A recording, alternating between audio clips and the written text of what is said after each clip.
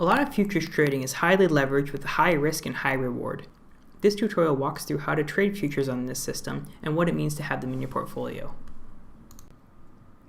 To trade futures on this system, go to Make a Trade on the main menu and click Trade Futures. Futures work a little bit differently than any other security type. Once you're here, select the type of contract you want to buy, for example, between indices, currencies, food, or fibers, and then the specific thing you want to trade. Once you've selected the type of contract you want to buy, you'll need to choose the day that this future is set to expire.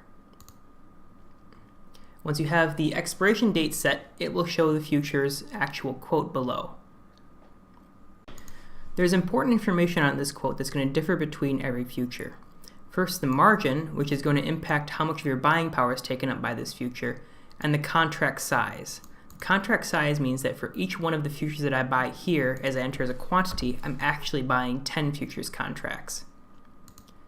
This will change significantly based on the type of security that you're buying. For example, it was 10 for cocoa, but for ethanol, it's 29,000. So this will make a big difference on the multiplier and how much buying power is taken up for each contract that you buy. You can see the contract specs and the complete expiration calendar for each contract type by clicking the contract specs or expiration calendar links at the top of this page.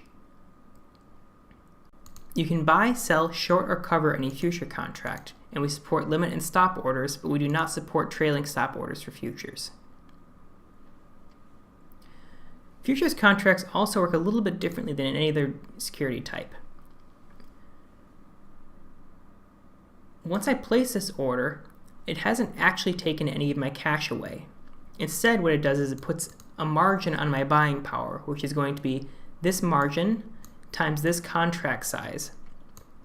And that amount of money is going to be set aside for my buying power that I can't use for anything else while I'm holding this future. But my cash balance itself will not go down.